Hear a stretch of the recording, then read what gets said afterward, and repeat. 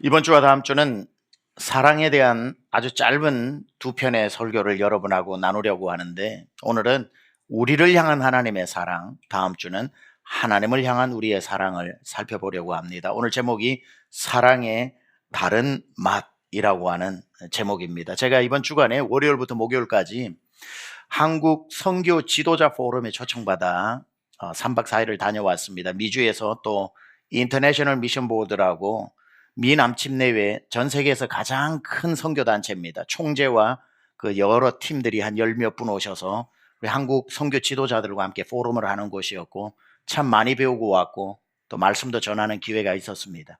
말씀을 저도 전하기도 했지만, 그곳에 오신 한 분이 말씀을 또 전하시는 데 앉아서 제가 참 은혜를 많이 받았습니다. 그분의 설교 중에 한 부분이 참 마음에 와 닿아서 저 말씀을 우리 성도들하고 같이 좀 나누었으면 좋겠다 해서 그분의 설교에서 인사이트를 받았고, 그 내용은 받은 건 아닙니다. 그래서 인사이트를 받았던 거고, 또 설교는 출처가 분명해야 되기 때문에 그분으로부터 인사이트를 받은 그 말씀을 가지고 제가 준비를 해서 여러분하고 나누게 되었는데, 그래서 제가 만든 제목이 하나님의 사랑의 다른 맛이라는 것이고, 성경에 나오는 위대한 우리의 믿음의 선배들 세 분을 소개하면서 그분들은 하나님의 사랑을 어떤 맛으로 맛보았는지를 한번 나누어 보려고 합니다. 왜 하나님의 사랑을 맛이라고 표현했는가? 시편 34편 8절에 보면 너희는 여호와의 선하심을 맛보아 알지어다. 그래서 하나님을 맛본다라는 말이 나와요. You must taste him. 하나님을 맛보아야 한다는 말을 했고, 유명한 C.S. 루이스도 하나님을 아는 것은 미학이나 철학이 아니라 맛보는 것이다 라고 또 그가 이야기를 했습니다. 자, 여러분 물을 테니까 동의하시면 아멘 하시고, 동의 안 하시면 아멘 안 하셔도 됩니다. 하나님이 여러분을 사랑하시는 것을 믿으십니까? 하나님이 여러분 사랑하시는 거 믿으세요? 자, 이렇게 또 여쭤봅니다. 그러면 하나님이 여러분을 사랑하는 것을 맛으로 표현한다면 여러분에게는 그 사랑이 어떤 맛입니까? 각자 다르겠죠? 오랜 고통 속에서 지나온 사람은 하나님의 사랑은 쓴맛입니다 할 테고, 아주 매운맛을 본 분들은 매운맛입니다 그럴 테고, sweet and sweet, 하나님의 포근하고 달콤한 사랑을 받은 사람은 달콤한 맛이고 단맛이라고 이야기할 수 있겠죠. 저마다 자기 경험에서 하나님의 사랑을 다른 맛으로 표현할 수 있을 것입니다. 오늘 성경에 나오는 위대한 세 분은 각각 어떤 맛으로 하나님의 사랑을 경험했는지, 그리고 그것은 틀림없이 여러분을 향한 맛이기도 하기 때문에 하나하나 살펴보려고 합니다. 첫 번째 여러분에게 소개할 주인공은 내일부터 계속 살펴볼 사도 요한입니다. 사도 요한은 사랑의 사도라는 이름으로 사도 요한복음, 요한 1, 2, 3서 요한계시록까지 성경의 상당히 많은 부분을 기록한 분입니다. 사도 요한은 누군가가 요한, 당신을 향한 하나님의 사랑을 맛으로 표현한다면 당신은 당신을 향한 하나님의 사랑을 무엇이라고 표현하겠습니까? 물어본다면 사도 요한은 자기를 향한 하나님의 사랑을 이렇게 표현합니다. 끝까지 사랑해 주시는 맛입니다. 끝까지 사랑해 주는 사랑입니다. 자, 요한이 쓴 요한복음 13장 1절에 요한이 하나님의 사랑을 뭐라고 표현하고 있냐면, 세상에 있는 자기 사람들을 사랑하시되 어떻게? 끝까지 사랑하시니라. 그러니까 요한에게 물어본 겁니다. 당신을 향한 하나님의 사랑이 많겠지만 그 사랑 중에 가장 당신에게 와닿는 하나님의 사랑은 어떤 것입니까? 했을 때 요한이 쭉 생각하다가 이렇게 말하는 거죠. 끝까지 사랑해 주시는 사랑입니다. 이렇게 표현을 해요. 왜 하필 요한은 하나님의 그 많고 많은 사랑 중에 끝까지 사랑해 주시는 사랑이라고 표현을 했을까? 자, 요한은 12사도, 12제자 중에 유일하게 죽지 않고 자연사한 사람입니다. 나머지 11사도는 다 십자가에 거꾸로 못 박히거나 창문에 던져져서 죽거나 목이 베어 죽거나 돌에 맞아 죽거나 그렇게 해서 다 순교를 했습니다. 그런데 사도 요한만큼은 끝까지 장수하다가 자연사를 했다는 거예요. 특히 12사도 중에 요한이 제자가 될 때 가장 막내라고 보는 것이 일반적인 견해입니다. 대략 10대 중반에 벌써 예수님의 제자의 자리에 들어왔다 이렇게 보고, 그래서 예수님이 12제자를 데리고 다니면서도 사랑받는 제자 요한은 그의 품에 항상 안겨 있을 정도로 사랑을 받았던 사도입니다. 그가 마지막 밤모섬에 유배되어져서 거기서 죽어야 되는데, 밤모섬에서 갑자기 유배되던 어느 날 하늘문이 활짝 열리는데 천국이 보였고, 천국을 받아 쓴 것이 요한계시록이지요. 하나님께서 하늘문을 열고 나를 천국으로 부르시나 보다라고 했는데, 그가 요한계시록을 쓴 대략적인 연도가 AD 95년경입니다. AD 95년경. 벌써 예수님이 돌아가신 지 한참 되었던 60년이 지났던 기간이죠. 그리고는 이제 죽는 줄 알았는데, 도미티안 황제가 죽고 난 뒤에 석방이 되어지고 자기가 목회하던 에베소 지역으로 돌아와서 살다가 자연사하게 되었으니 그가 대략 죽은 연도가 98년도에서 100년입니다. 요한계시록을 쓰고 난 뒤에 한 5년을 더 살았다고 보는 거죠. 그랬을 때에 그의 추정되는 나이는 몇 살이었는가? 죽을 때에 대략 95세 정도로 봅니다. 자, 그렇다면 그는 10대 중반에 예수님의 제자가 되어 90대 중반에 죽을 때까지 80년을 하나님으로부터 사랑을 받았던 사람, 끝까지 자기를 붙잡아 주셨던 그 사랑을 경험했기 때문에 누군가가 요한에게 당신을 향한 하나님의 사랑을 표현한다면 당신은 가장 먼저 그 사랑을 뭐라고 표현할 겁니까? 했을 때 자기의 100년의 인생을 돌아보면서 할 수 있었던 고백은 사랑이요.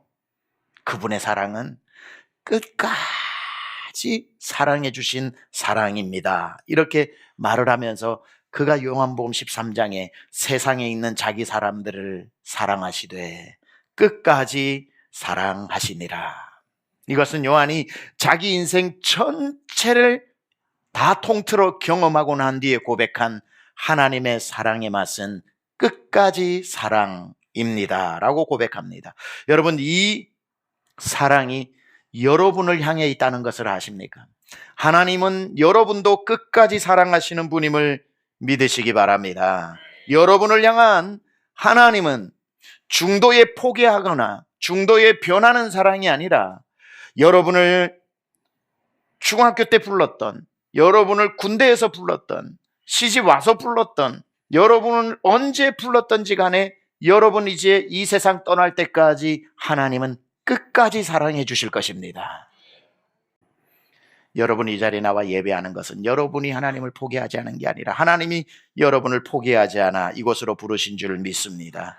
요한이 그 고백을 하는 거예요. 당신에게 하나님은 어떤 맛입니까? 눈을 감고 자기의 100년 인생을 돌아보면서 이렇게 고백하는 겁니다.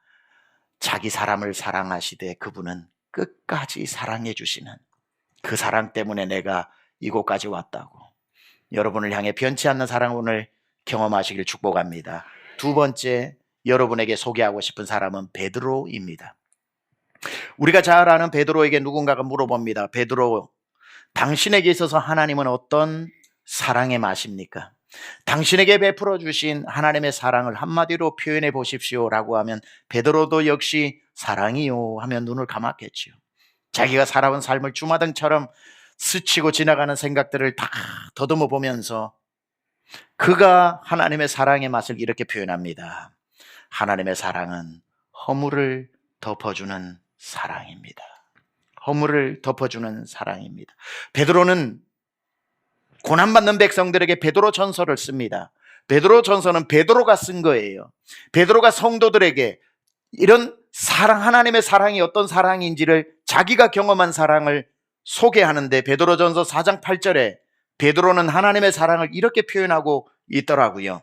무엇보다 뜨겁게 사랑할지니 사랑은 허다한 죄를 덮느니라.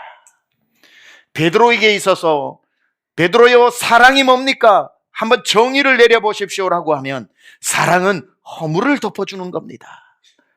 상대방의 죄를 눈감아주는 겁니다라고 그렇게 표현을 하고 있는 베드로. 왜 그는 그 많은 사랑의 정의 중에 사랑은 허다한 허물을 덮어주는 것이라고 말했을까요? 자기가 바로 그 수혜자이기 때문에 그래요. 수도 없는 시간을 우리 예수님이 자기의 허물을 덮어주셨기 때문에 자기가 지금 사도가 되어 살 수 있다는 것. 우리가 잘 아는 대로 12제자 중에 베드로가 제일 단점이 많아 보여요. 허물도 많아 보이고 죄도 많고 실수도 많은 사람입니다. 성격 급하죠. 성질 불같죠. 승질이라고 해야 되겠죠. 실수 많이 하죠. 변덕 죽을 듯 하죠. 여자아이 앞에서도 예수님 아냐 그러니까 내는 모른다 니는 아나 하면서 간도 적죠.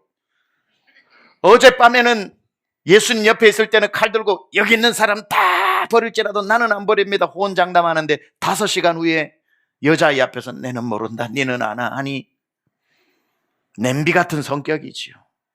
저돌적이라고 표현하기에는 너무 무모했고 예수님이 볼 때도 위태하여 물리를 뛰어들어 풍랑 가운데서도 빠졌다가 올라왔다 하면서 예수님의 가슴을 움찔움찔하게 만들었던 모습들이 있죠. 절대로 예수님 배신하겠다 하지 않겠다는 호언장담도 하루도 못 넘기고 여자아이 앞에서 3번씩이나 모른다고 부인했고 예수님 옆에서는 칼 들고 말고의 귀까지 치는 용기가 있더니만 예수님 십자가 앞에서 딱 달리는 것을 보고는 신속하게 그 예루살렘에서 그 먼 갈릴리까지 도망가서 업으로 잠적해서 살아가고 있는 그러한 베드로의 모습. 얼마나 흠이 많아요. 얼마나 점이 많아요. 죄로 따지면 얼마나 예수님 부인한 죄가 커요. 그런데 그 먼 곳에 부활하신 예수님이 찾아가십니다. 그리고는 그 새벽녘에 그를 불러내어 고픈 배를 채워주시고 온몸이 물에 젖은 그에게 모닥불 피워주시고 어루만져 주시면서 나는 너 사랑하는데 너는 나 사랑하냐 또 물어보시고 베드로야 나는 네가 포기가 안 되던데 너는 내가 포기가 되더냐? 나는 너 없이 못 살겠던데 너는 나 없이 이곳까지 와서 배 타고 살 수 있겠더냐? 그렇게 안아주시고 그렇게 덮어주시고 그의 허물을 들추어내지 않고 성경에 이런 기록 없습니다. 예수님이 갈릴리 호숫가에 갔을 때에 고기를 잡았느냐 하시니 요한이 주시라 하니 베드로가 뛰어내려 아직 90m 산거가 먼데도 헤엄쳐서 예수님 앞에 주님하고 올 때 주께서 주먹을 들어 그의 얼굴을 치시더라. 이런 구절이 없잖아요. 이 죽일 놈아. 그래 부인할 데가 없어 여자아이 앞에서 부인하냐라고 하시지 않고 단 한마디도 하시지 않습니다. 허물을 덮어주시는 거죠. 허물을 들추지 않죠. 그냥 사랑하느냐 물어보시고 그거면 됐다라고 말씀하시는 그 갈릴리 호숫가에서 허물을 덮어주는 사랑을 경험한 그는 사랑이 뭐요? 물어보니 사랑은 허다한 죄를 덮어주는 것입니다 라고 자기가 맛본 사랑을 베드로 전서에 기록해서 알려주고 있는 거죠. 사랑할수록 사랑이 클수록 덮어줍니다. 사랑이 큰 사람이 덮어줘요. 여러분 무슨 죄를 지었다고 해보세요. 제일 먼저 여러분이 죄 지었다 그랬을 때에 아닙니다 그럴 리 없습니다 아닙니다 하고 덮어주는 사람은 부모입니다. 왜? 제일 사랑하니까.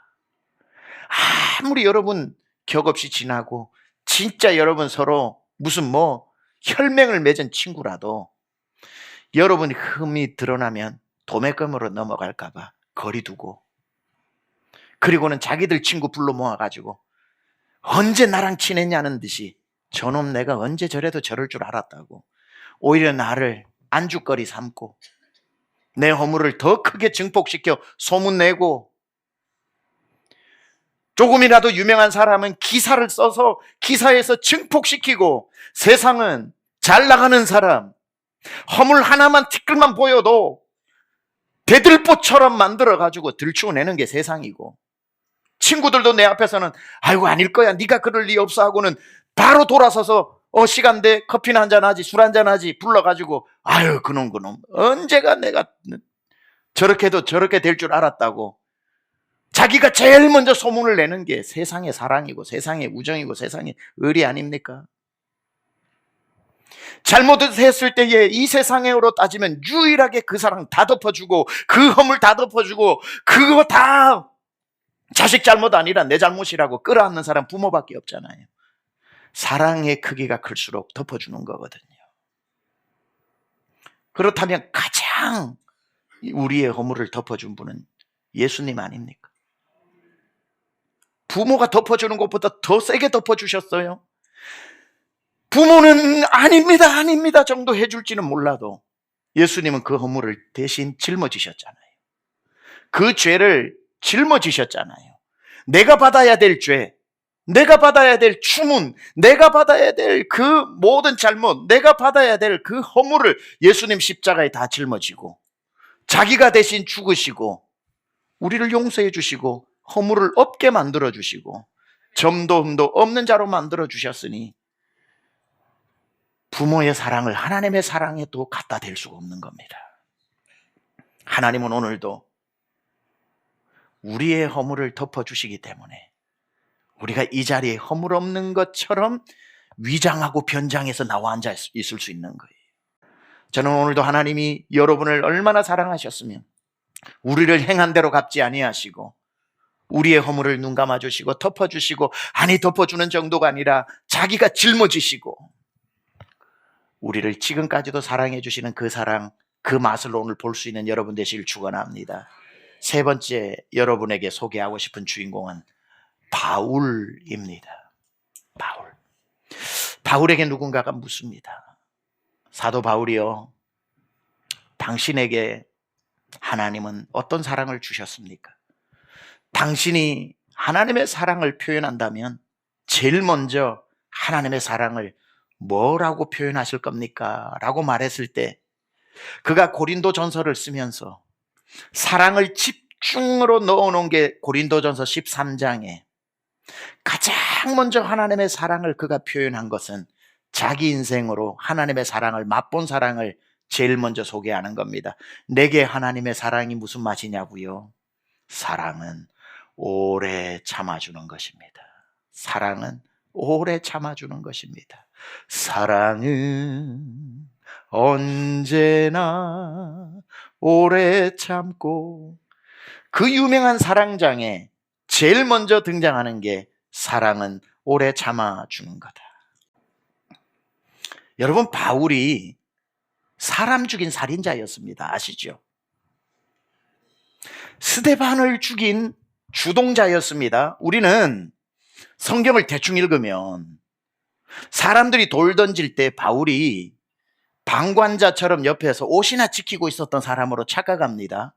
왜냐하면 이 구절 때문에 그래요. 사도행전 7장 58절에 보면 스데반을 성 밖으로 내치고 돌로 칠세 증인들이 옷을 벗어 사울이라는 청년의 발 앞에 두니라, 이렇게 나오니까 옷 정도 지키고 구경하던 사람이라고 생각을 하고 바울이 스데반을 죽인 살인자, 1급 살인자라고 생각을 안 합니다. 그런데 여기서 말하는 사울이라는 청년의 발 앞에라고 하는 이 발 앞에라고 하는 단어는 파라토우스 파다스라고 하는 단어인데, 포다스라고 하는 단어인데, 발 앞에 이 뜻이 뭐냐면 권위 아래 감독하에라는 뜻입니다. 권위 아래 감독하에. 그러니까 스데반을 죽이는 돌 들는 그 무리를 감독하고 있었던 사람, 주동했던 사람, 그 권위를 가지고 있었던 사람의 표현이 그 앞에 옷을 벗어 두는 거라는 거죠. 그러니까 스데반을 죽인 것은 바울이었다는 겁니다. 바울. 그렇게 사람을 죽였던 걸 예수님을 믿고 난 뒤에 돌아보니 나 그때 벼락 맞아 죽어도 이상하지 않는 짓을 했다는 걸 깨닫는 거예요. 근데 사람이요, 죄를 지으면 무감각해집니다. 그게 잘하는 줄 알아요. 몇 명이 박수 쳐주니까 예수 믿는 사람 다 죽이라고 그러니까 8장 1절에 가면 이렇게 나옵니다. 그가 사람을 죽이고 죄책감은커녕 그의 죽음을 마땅히 여겼더라. 양심까지 화인 맞아버렸어요. 그러고 난 뒤에 브레이크 없는 차가 절벽을 향해서 그냥 달리듯이 8장 3절에 가면은 이제 스데반을 죽인 것이 아니라 집단 학살을 합니다. 8장 3절에 보니까 사울이 교회를 잔멸할세 각 집으로 들어간 남녀를 끌어다가 옥에 넘기니라. 이제는 사람을 한 명 죽이는 게 아니라 단체로 죽이기 시작을 하다가 단체로 죽이는 것도 모자라서 해외 원정 가서 죽이려고 합니다. 다메섹에 있는 그리스도인들을 체포하기 위해서 살기가 등등하여 집단 학살을 하러 가고 있는 그 학살 직전에 하나님이 스톱하고 나타나셔서 그 바울의 손에 있는 체포영장을 뺏어버리고 그를 구원해 주신 거죠. 눈이 열리고 난 뒤에, 구원받고 난 뒤에 내가 도대체 무슨 짓을 하고 살았는지, 스데반 죽일 때와 집집마다 들어가서 살려달라고 하는 것 끄집어내서 죽였던 것과 체포영장 받아서 눈이 살기로 등등해서 다메섹으로 가는 것을 자기가 거꾸로 보는데, 야, 나는 저기서도 벼락 맞아 죽어야 돼. 이때도 벼락 맞아 죽어야 돼. 이때도 벼락 맞아 죽어야 돼. 이때도 벼락 맞아 죽어야 되는데 내가 구원받았단 말이, 내가 사도가 되었다는 말이, 나는 죄인 중에 괴수인데, 가만 생각하니 그 다메섹 도상에서 하나님은 나를 죽일 수도 있었고 살릴 수도 있는 분인데 나를 죽이는 걸 선택하지 않고 살리는 걸 선택해 주셨고, 나를 지옥 땔감으로 던져버리는 심판을 선택하지 않고 구원을 선택해 주셨으니, 아니 어떻게 죽어야 될 나를 살려주시고 지옥 넣어야 될 나를 천국 보내주고 어떻게 나를 복음 전하는 사도로 구원해 주셨는가 생각하고 나니 그 사랑이 얼마나 큰지 누군가가 물어보는 거예요. 당신을 향한 하나님의 사랑은 어떤 사랑입니까? 라고 하니까 그는 한 가지밖에 설명할 게 없어요. 나를 오랫동안 참아주신 사랑입니다. 나를 오랫동안 그때도 참아주시고 그때도 참아주시고 그때도 참아주신 그 오래 참아주신 것 때문에 내가 구원을 받았습니다. 오래 참아주신 그 사랑 때문에 저도 있고 여러분도 이 자리에 있는 것 아닙니까? 하나님이 우리를 참아주시지 않았다면, 기다려주시지 않았다면, 행한 대로 벌을 내리셨다면, 하나님 계신데도 내 주먹이나 믿으라고 했던 그때에 그 주먹으로 벼락이 임했더라면 누가 이 자리에 있었겠습니까? 아무도 여기에 서 있을 수 없습니다. 사랑은 오래 참고, 이게 영어 NIV 성경에는 Love is patient 이렇게 나오거든요. 사랑은 오래 참고. 그런데 뉴 킹 제임스 버전에 보면 원어를 좀 더 실감나게 번역을 했습니다. Love is patient, 오래 참고가 아니라 Love suffers long 이렇게 나옵니다. 사랑은 오래 참고를 뭐라고 번역했냐면 사랑은 누군가를 위해 오래 고통당하는 것이다 이렇게 나와요. 바울을 참아줄 때 우리 하나님은 참는 선수라서 하나도 어렵지 않았을까요? 성경에 보니까 바울을 기다려주는 그 시간이 하나님께도 고통이었다는 거예요. 우리를 향한 하나님의 사랑 세 가지 맛을 소개했습니다. 요한이 경험했던 죽을 때까지 날 사랑해 주시는 끝까지의 사랑, 여러분을 향한 사랑입니다. 베드로가 경험했던 허물 많고 점 많고 죄 많은 나를 덮어주시는 사랑, 오늘도 우리를 향한 사랑인 줄 믿습니다. 지은 것 죄밖에 없는데도 그 죄인조차도 끝까지 오래 참아 기다려주신 사랑, 우리를 향한 하나님의 사랑인 줄 믿습니다. 이 하나님의 사랑의 맛을 우리 모두 보고 이제 우리도 주님 사랑하는 삶 살아낼 수 있기를 우리 주 예수 그리스도 이름으로 축원합니다.